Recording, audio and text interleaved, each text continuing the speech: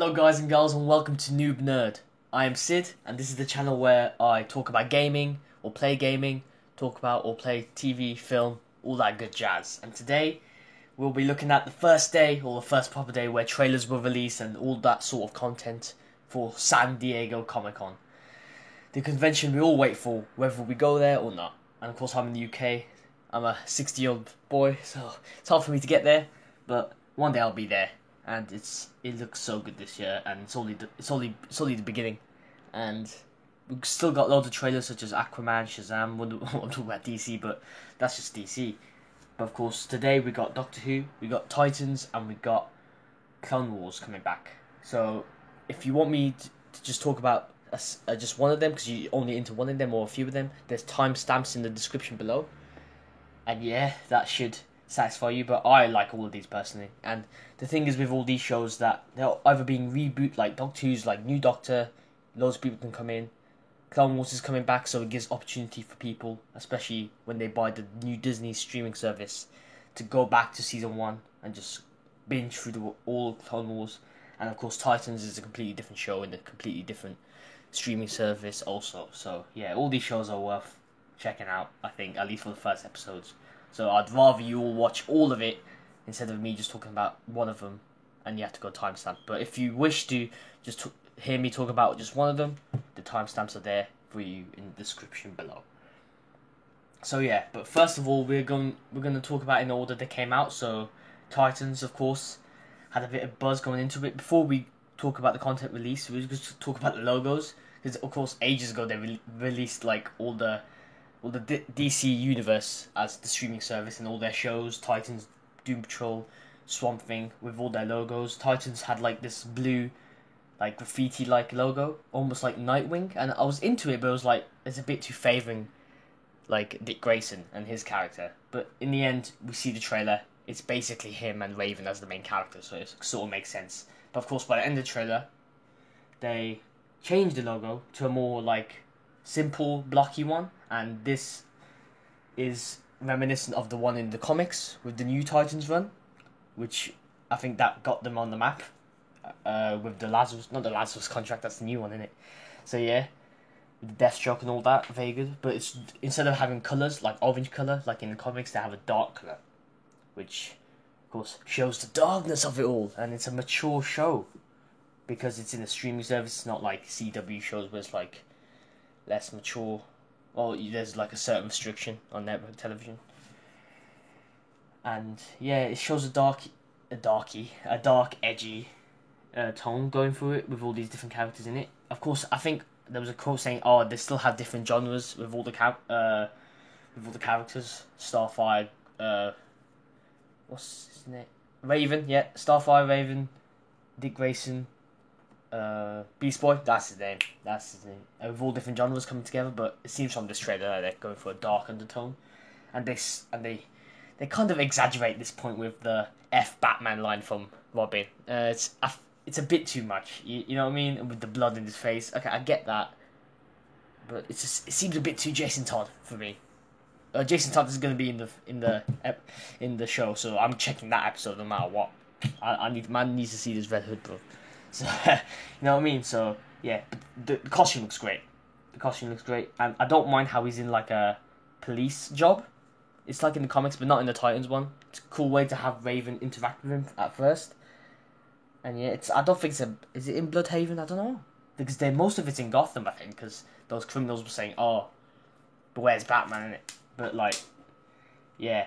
But, of course, I've heard a few, like, worries that they're trying to be too similar to, like, Matt Murdock and Daredevil, and I can definitely see the similarities, but it's just a matter of tie and the room. Of course, there's like where Dick Grayson holds his the bit when he holds his suit in this like really weird room with, not a weird room, like an empty room with like the glass all like weird and stuff. It looks exactly like Matt Murdock's apartment, just without all the couches and kitchens and stuff like that. The costumes look great in this show.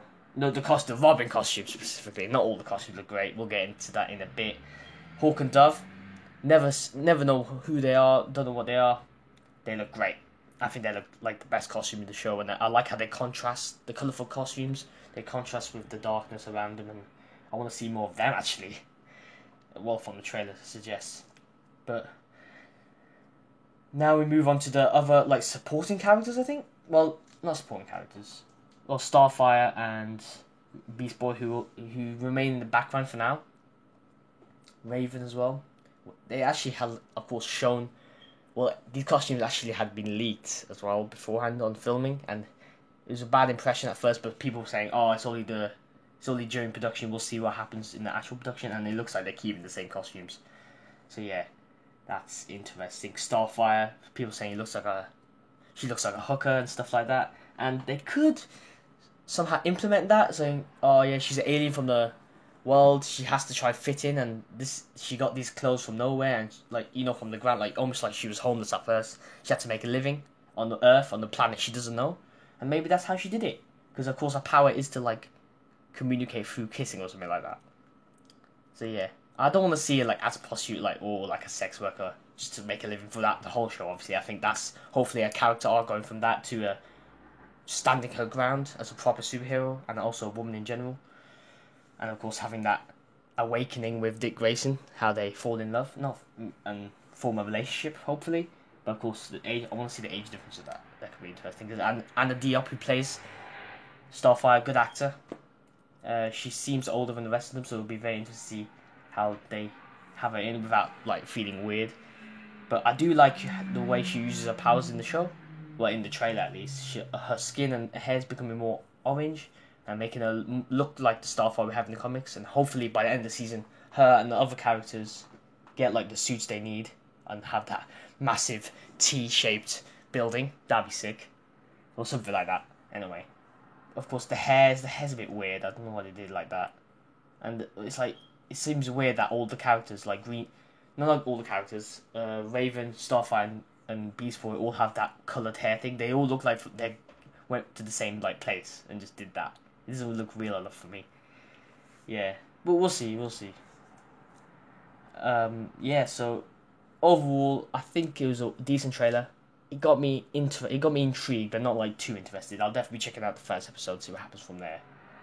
And yeah, it's a decent start. But now we move on to my favourite show of all time. Yes, my all-time favourite show. It just got me into nerdhood. It just got me into. Sorry for the background noise, by the way. It's probably either me out or people outside or me clicking on the computers, but that's fine. Doctor Who. Doctor Who is my favourite show of all time. And it's going through a bit of a regeneration as always, and probably its biggest risk yet. Over to a woman. We've seen some backlash already, but we've also seen some support.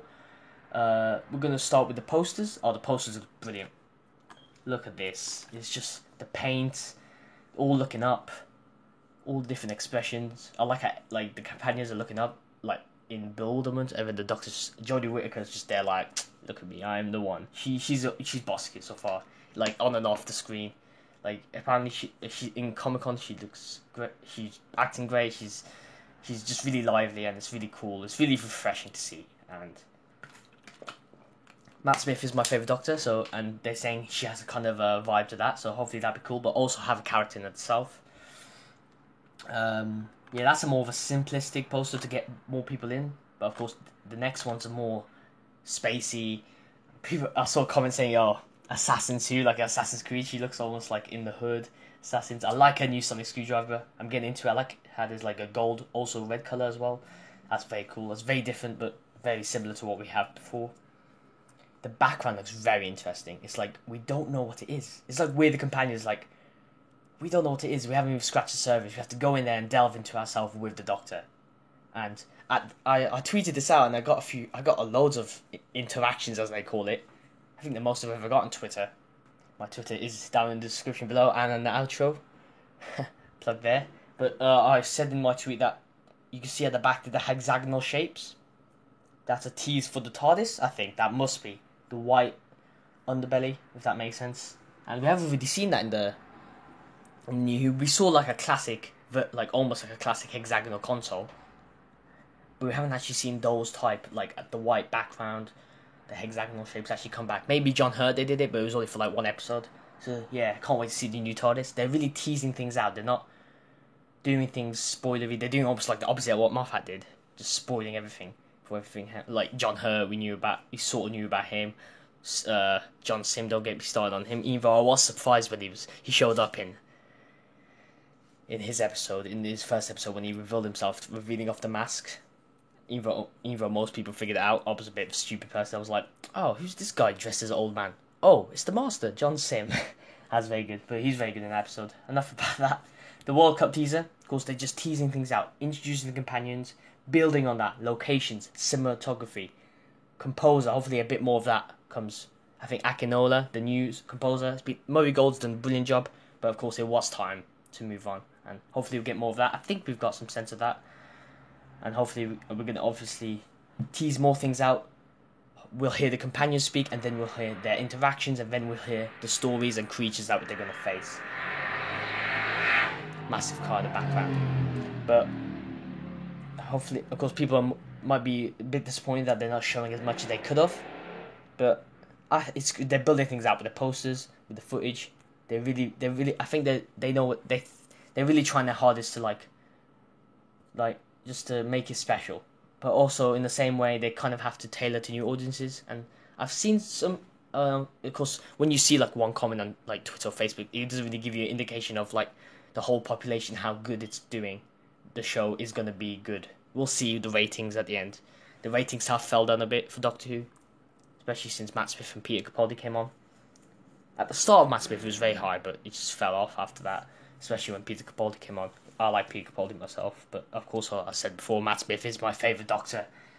And yeah, and hopefully this can give more fans and give it a new fresh start. And it does look like a really cool fresh start.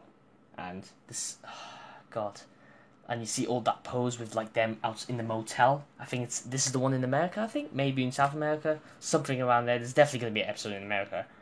And yeah, and you see Tosin Cole as Ryan. I like all the companions, by the way, but Tosin Cole, that pose when he's like doing the arms down and like vertical, it did remind. A tweet that said it did remind them of like the Masters pose with like back into like the classic season 8 in a cool way. Not saying like his character's gonna turn out evil. That would be very interesting if that happened, to be fair. And yeah, Jodie Whittaker, I really like, see what she's like carrying like a fire. She's like in a she's doing like an experiment or something. With like. Oh, it's so cool. It's like, and she's like, oh, it's gonna be fun, isn't it? Oh, brilliant.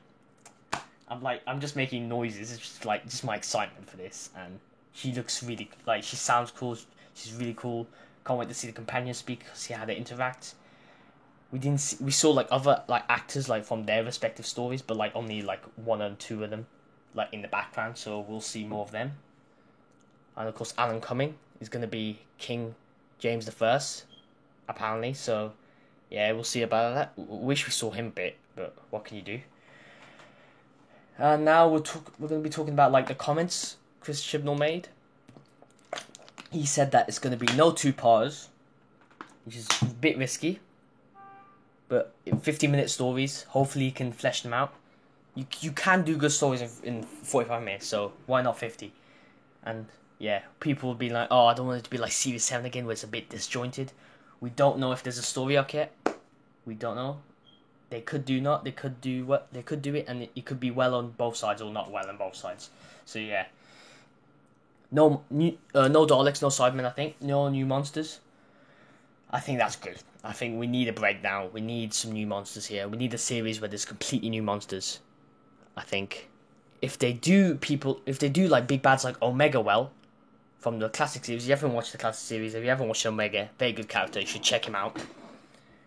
If they introduced him at the end of the series and did it well, I'll be very happy, but at the same time I would be like, oh, why couldn't they just introduce a new monster to make the Doctor have a biggest challenge yet in the finale, and just introduce like really good monsters for the new Who to come, you know what I mean? But if they were to bring back more classic monsters, maybe not this series, maybe series 12, series 13, in addition to Omega as a big bad, Sea Devils would be very good. Who are the Silurians' underwater cousins. As I said, they've introduced Silurians, so why not Sea Devils? That'd be cool to see. So yeah, Doctor Who looks really cool, and hopefully they just keep on building the hype. The hashtag Doctor Who was working, as well as hashtag Clone Wars saved, which is a good segue into Clone Wars, which is coming back. And I'm going to be honest, I haven't watched all the Clone Wars episodes. Apparently there's like a sheet where like they put it in order, because they didn't actually, like when they released it like ages ago, which it's been ages since Clone Wars came out. I do remember when my friends got really into it. Like I know people, I wasn't really into Star Wars back then. I know I'm stupid, but yeah. I've watched a few episodes since then, because I've really gotten into Star Wars. I've watched the Mordos trilogy, with like they have the dark side and the light. That's a very cool episode. I need to watch more like good episodes. I think there's like a list of like episodes you should watch, and like there's episodes which are like filler. But I'm sure the filler ones are good as well. I think they're better than the Rebels ones, I think. And people prefer Clone Wars to Rebels, but Rebels has some great episodes as well, obviously. Like time travel introduced in Star Wars, yeah. Rebels, best thing ever. Dave Filoni is God. He is the GOAT. I really think he should be running Star Wars. I want Dave Filoni to run Star Wars, to be honest. But if he continues doing stuff like this, just keep him on here then for now. But yeah, he definitely pushed for this, and the scripts were already made for this. Like, the story's already out there. I've already like listened to stories, like people saying about what actually happened, but they just haven't put it on screen yet. Darth Maul, Ahsoka coming back for a bit, but of course hopefully it doesn't interfere with canon a bit. Hopefully it doesn't change stuff or make plot holes. The team in the Star Wars animation are too good for that. They're not going to make any mistakes in terms of like plot and like plot holes and stuff like that. Definitely not. And yeah, it's going to be very interesting to see Ahsoka and Darth Maul. I don't want to spoil things for people who don't know what's going to happen, but there is going to be some cool stuff, cool fight scenes. Hopefully some cool Mandalorian fights as well. I need to watch the episodes, the fully Clone Wars episodes, to see what's going on with them. Fully understand. In the comments, try and let me know what's going on. Who's that blue Boba Fett looking? I thought that was Boba Fett at the start. That's how stupid I was. But I realised it was a character who has like ginger hair. She's a female Mandalorian. Interesting. And yeah, Ahsoka. I love Ahsoka.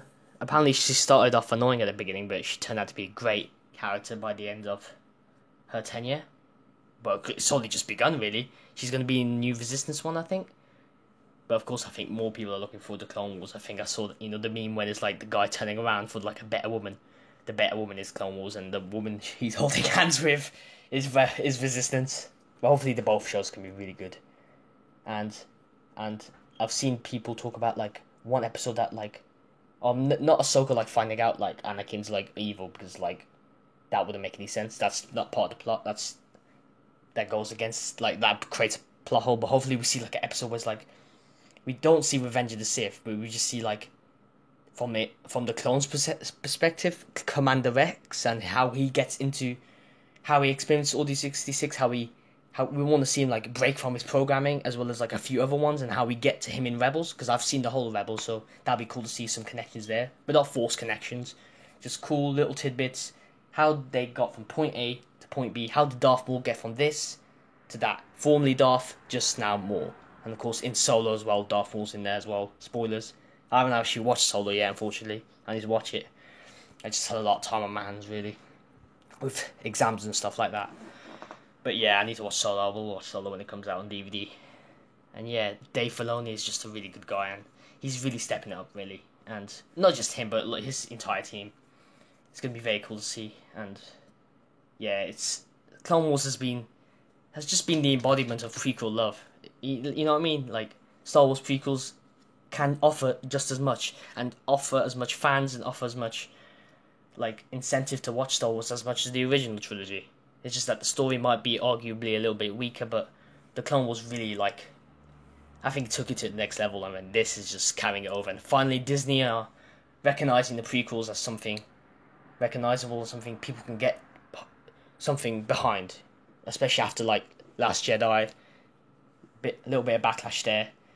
This is something everyone can get towards, and those people who haven't watched Clone Wars properly, like me, can get back into it. And this is the Disney streaming service is doing a great job of promoting their own thing, and DC Universe streaming service has a lot to challenge for, but as the Disney one with this, it's going to offer a lot of fans here, so it's going to be very interesting to see DC v Disney, Warner Brothers, just going against each other once again. But why can't we all live in harmony and just appreciate everything we've got here now? And that takes us to the end of the video, and it's only just begun. We're going to see more DC films, of course. Marvel is not really here in terms of like films and stuff, but they just announced like a box set of like the first 10 years Marvel Studios have got posts and everything. So Marvel are still there to some extent, but not like their own Hall H presentation. But of course, this is Warner Brothers' chance to get in there, and I'll be talking about that more when they actually do their panel. And I'll be doing a Heavy Rain game playthrough as well later today, so I'll be uploading that. And yeah, there's loads of stuff to look forward to in the summer and beyond that. Like, comment, and subscribe. I really appreciate it. Thanks for watching, and I'll see you guys next time.